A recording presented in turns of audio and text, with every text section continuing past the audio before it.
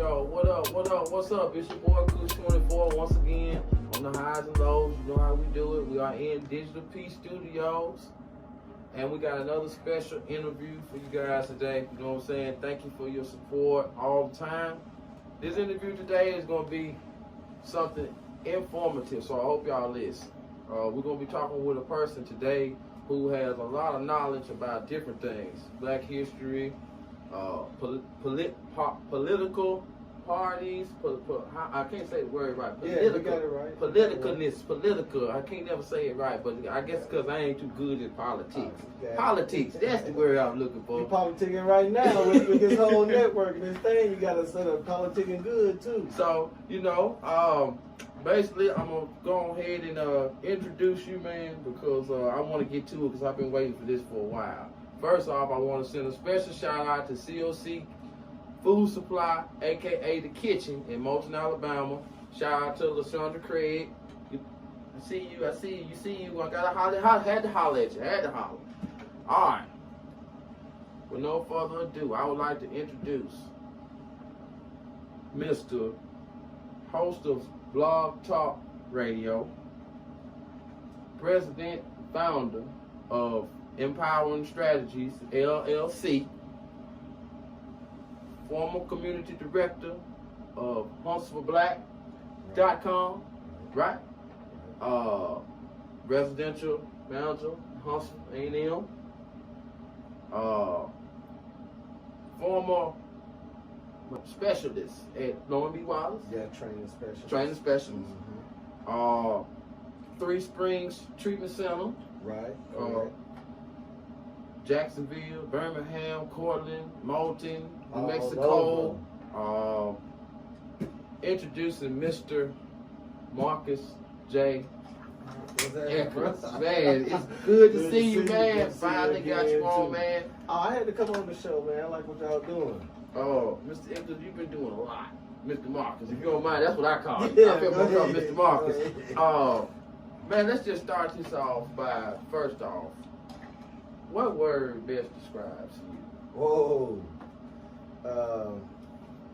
I would say really like my moniker, the grassroots mouthpiece. And basically what that is when I got into politics, I wanted to be like a voice for people that didn't have a voice. You know, you did good, bro.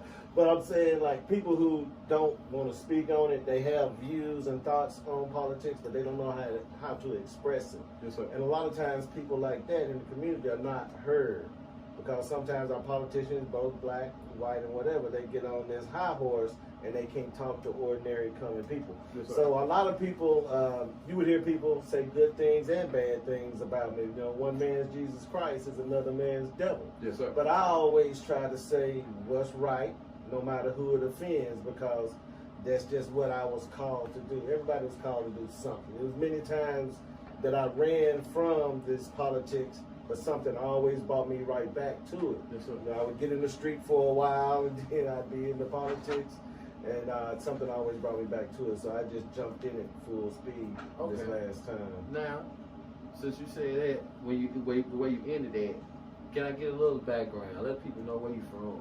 I'm from Moulton, Alabama. You know, shout out to Lawrence County, straight out of Lawrence County.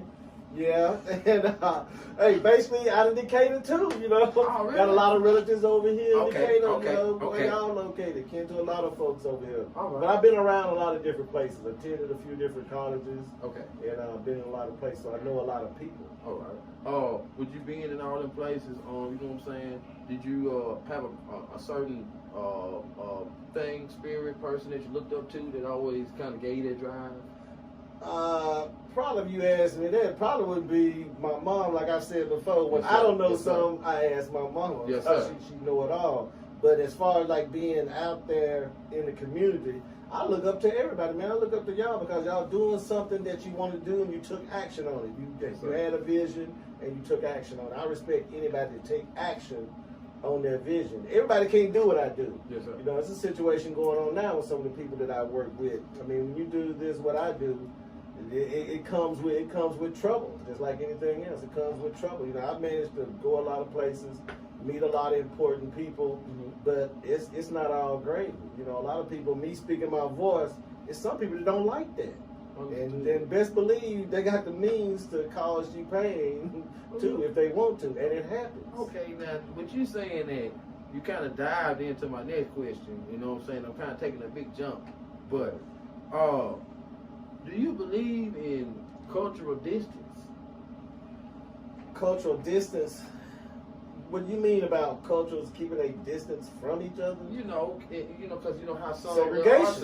Yeah, you know, because it's some out there in other countries that feel like they don't need to be around. They peoples, they tribes, they. Well, but you know, look at this right here. You know, just to be honest with you, I'm gonna say right here. You know, African Americans here in this country, black people traded ownership, Black Wall Street, all the stuff we traded ownership for segregation, had no own shit since. Yes, sir. So something went wrong. You know what I mean? So we need to fix that because we know we had a Wall Street. It was at the time, Black Wall Street was doing a lot better than the country's Wall Street was doing. You know, they had movie theaters, they had their own hospitals, they had their own transit system, churches, they had their own banks. But when people saw how people that hate you, when they saw how successful that was, they attacked it. It is the only time the United States has been bombed on the mainland. Yes, sir. And at that time, racist white people bombed black people with barrel gas bombs. The police and some say some National Guards were helping them, radioing down to the white mobs, telling them which directions the people were running. Hundreds and some say thousands of people died that day. They destroyed a whole economy. So, and Martin Luther King's wife, we just celebrated Martin Luther King's birthday. His wife said he wasn't killed until he started talking economics. Look at King's legacy and how he went out. When he started talking about economics, boom, he was killed. I'm not saying that was the accused killer, convicted killer, James Earl Ray's intentions, but he was not murdered until he started talking about economics. Yes, sir. So, with an issue like that, I guess. So, with an issue like that, what's one thing that you try to change if you was at that power to change? I would say we need to get to that. You know, we'll get there, but to get to that, we got to start spending more money with each other. And so many times I see African Americans, they're not going to support you no matter how good you are, what you got to sell, because they think the first thing an African American would think, a black person would think. I could call them and white people something else, but I'll be good. But we raw, we on YouTube, right? But I'm gonna say it like this right here. We do not support each other. The first thing when African Americans get in business or trying to do something, we don't want to buy from them because we think we're making them rich. You don't think that when you walk in somebody else's store, when you go get Chinese food, you don't think you're making the Chinese rich. You want them to eat because it's good. So that's one of the ways we can get there, to get that power. You're not gonna get power until you get economics flowing in, because it's all about money. That's why they destroyed Black Wall Street. We was getting that type of power. Okay. And they had to take it down. Every time the African American get to a certain level, they're gonna take him down and back a notch. And look at Oprah. Love Oprah to death. She's done a lot of stuff. She's opened up schools. How many schools have they opened up in America? All these stars, one of them, I'm glad they're doing it in Africa. And I can tell you about that too when it comes to Africans. But they don't build schools over here, because if they did, they would get attacked. So why don't we have our own school? You're talking about cultural distance. There's a lot of things about black people that's to be honored and revered. We're not used to killing each other and doing all the stuff we doing now. That's somebody else that taught us that. Yes, we didn't have those type of principles. And sometimes cultural distance can help people find out who they are, because we're descendants of people that was molded. Yes, we have forgotten where we come from. So to get to that point, we have to do those things. First, learn who we are, remember who we are. But once we get to that point, what I would do would be like, if I had the power, we would teach our kids to get away from this idolizing of material shit, money and stuff. That's what's killing us. Everybody, and that's why you see a lot of drugs. and a lot of robbing, stealing, and murders. And the women, they want the guy with the money and the fast cars. And you young, you got to get it. You can't make that kind of money because you ain't got no education. Your ass dropped out of high school. So how you gonna impress this woman that's looking for money and all this kind of stuff? So you're gonna have to do what you do or rob somebody. If it don't come, people get frustrated. And so that's one of the things I would do. I would teach them about how we respected each other, because Malcolm X said it best. We can't unite with nobody until we learn how to unite with ourselves. We haven't fully united with ourselves. Like y'all probably know, y'all do music and video. There's probably people that you can link up and do business with, but they just ain't gonna do it. They ain't gonna do it. You know, y'all doing some of the same things, some skills complement each other, same thing like what I do in the grassroots. There's a lot of my peers, people I went to college with at A&M, do what I do. And some friends I've met along the way. There's a lot of us that do a lot of stuff, and we can change a lot of shit. Yes, but it's not gonna happen because everybody is so concerned about their platform. Yes, Everybody want to try to protect their platform. If I work with you, somehow I feel like it's gonna diminish me. And see, that's a problem I never had. Because I can work in the back or the front. It don't make me no difference as long as the goal is getting accomplished. So, let's right on into it. The state of the culture. What's your opinion? The state of the culture As a whole. As a whole, it's a mess. We got to say that. We got to be truthful about it. Now, we always, as the culture, we always dynamic in so many ways, and all of it's talent. You know what I'm saying? I'm not against rap music. I love rap music. I was a big Tupac fan. Yeah. I felt like when Tupac died, the music was over. I'm just now getting back into music. Yes, sir. You know what I'm saying? When Tupac died, I was like, man, the rest of this mumble rap and all this other tight pants and all that kind of stuff. I'm not with that either. You know? So I thought the music died. You know, so it's kind of messed up because we are better than that. You know. We need to be, you know, you want to hear those stories in the rap song, how somebody came up and they got something they always wanted, the car, the rims, or whatever. Mm-hmm. But there's not enough. You got to have a balance. We need that part that we know that's going on, all the shit in the street, we know that's going on. But we also need that other part, something like an X-Clan, that was also teaching you about yourself and teaching you knowledge. So the culture, I think, is in a downward spiral, if you ask me. Like I said, the music has went down. It's not informational. It's more of sounds. And then you get into Sergio beats. You might know about that. Okay. You know, about musical tones and stuff. The tones were different. The tones were changed to 440 megahertz. That interrupts your brain. It dumbs you down. It's not a natural tone. It's a created tone. Just look into tones, Sergio tones, and how that come about. And most of the music, not just rap, but most of the music is using 440 megahertz. And that has a lot to do with brain waves. It sort of dumbs you down. And a lot of people don't know that. It's hard and stuff. And getting dumbed down, they really ain't gonna know hard about stuff. it. No. So you just gave me that point. All right. So you got the culture, the whole culture, and I just asked you that. If you had to break it down into parts, the culture, which part do you think that they need help in, that it needs help in the most? Mental, physical, spiritual, you know what I'm saying? I would say spiritual. Okay. You know, because if you go back and look at our ancient culture, you know, we were gods, not gods to be worshipped. Don't get it confused. I'm talking about a God. You are God's son. You are God's child. So you are a part of God. So your goal is to become God-like, like your father. So you're supposed to create.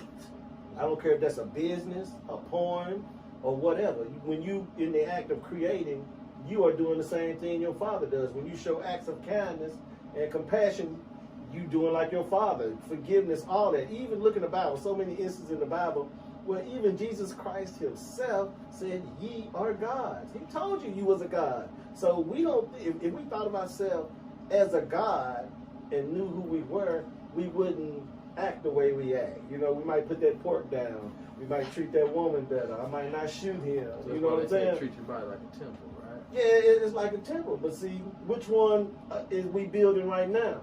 Every Sunday, you go and give him 10%, you building that temple, a structure. That wasn't what he talked about. You got to build the temple. Your body is the temple, so you got to build it in the mind too. So I think, and they getting a little bit. I think African Americans need to embrace, keep the culture, the music and stuff, but also embrace things like yoga and meditation. You got to wind down. We can't be on this edge like this all day, all the time, night. 24 hours. And people, ninjas, will keep you that way. And that's bad. And some of these rednecks will too. They will keep you like that all day long. But yeah, and I've dealt with some politics over here in Decatur. I guess we'll get to that later, but I'm gonna drop a bombshell. They can go back and research. Pull some receipts out in a minute. Okay. Okay. Ain't no problem with that. Ain't no problem with that. Yeah, we're gonna have to get into that. Let me get one more. I'm gonna get one more question in, and then we're gonna go to a little small break. Cool? Okay. All right. What's the biggest mistake in your opinion that races make about other races? See, everybody's, I'm not going to say racist, but everybody's biased a little bit. And there's a difference from being racist, but I don't care about somebody's racist views. You're going to have racist views. I probably got some racist views, but it is not a problem until you act on it. Now, if I don't like you because you black, that's your prerogative. But if I go and try to mess you up at this job or mess you up with the police, if I try to harm you because of my racism, then that's when it's dangerous. You know what I'm saying? Because you can't stop nobody's inner feelings, about another people. And they free to have them. But when they act on that belief and that feeling, that's when it's real dangerous. And to me, racism is a mental disease, and I tell people all the time, white supremacy is the biggest joke I ever heard in my life. It's just not supported by history. Yes, sir. I mean, by the time that Europeans blundered over in the Egypt, the Sphinx was covered up to his neck in sand. They had built that stuff and left. 10,000 years ago, 10,000 BC, the people in Europe was in hills and caves. They was building pyramids, mapping out the stars and all that in Africa. So how are you great? How are you a master race if you're over 10,000 years behind? You know what I'm saying? And whenever you see people trying to find out the secrets of history, where they going? They going to Africa. Why they not looking in Europe? Dig down Europe and see what you're gonna find. You can find a bunch of trash heaps because they was not doing any major building at that time. So how we got to this, white supremacy and all this kind of stuff, it's crazy. And a lot of the books, you talk about what the culture can do. The culture can start educating our own some too. They can go to public schools, but there should be somebody in the community teaching these black kids about their ancient black history and their black history. We say a Greek created the pyramid. How the hell he created the pyramid when the pyramid was built 20,000 years ago before anybody even knew there was a Greek? But he created a pyramid, the triangle, not the pyramid, but the triangle. But the pyramid is a triangle, so how did he create it? And you go and look at these same people, they teach us in school. I learned the same thing. Socrates, Plato, all these people. Just go and look where they got the education from. They went to Africa to get educated. So if he went to Africa to get his education, how is he now superior than, who taught him? That's the age-old conflict, the student and the master. And we know, and let's get into this right quick before we take a break. We're running a little bit longer. Okay, I'm going to tell you about this because it's a whole lot about genetics. And this is what a lot of this is about. It's about that melanin. Yes, black people have a thing inside them called melanin, and it's the source, it is the building block of life. So Henrietta Lacks, go look that up. Henrietta Lacks, black woman, poor woman. She went to the hospital, they started stealing her DNA, and they come up with vaccines for, I'm not going to get on here and say which ones, I'll be wrong, I don't like to be wrong, but I will stand by that she created, out of her DNA that they were stealing, they created some more bad diseases, and they cured some diseases. She wasn't paid a dime until she was almost on her deathbed and her kids got a little something. But how can a people be less than you if they got the building blocks of life, which we know is melanin, and we got more than anybody got. Look at the numbers of black people on the planet. Every scientist agreed life started in Africa and spread out above the planet. So everybody, every race, they're all our children, you know, and they're like in rebellion right now. You know, that's why they hate you so much, is because they know where you come from. When the Europeans came here to build this country, why didn't they build it themselves? Why didn't they enslave Indians? Indians couldn't take that work it took to build a nation. They had to go back and get black people who they have studied, went to Africa and saw all this building empires, so they had to get some black people to come over here and build them an empire. You know, and then while they sit on their asses and drink mint julep on the porch, buck breaking, which is the master used to get a male, when they act up, he would get a male, bend him over, rape him in front of a bunch of males, disgrace him, demasculate him. That's called buck breaking. There's a movie coming out about that with Tariq Nasheed. He's covering that. But they used to do things like that. They did all of this type of stuff, but then now you're the one that's lazy. Black people are lazy. White people have sometimes projected who they are upon black people. How can you be lazy when you built a nation? You built the first 3 or 4 colleges. You built the White House.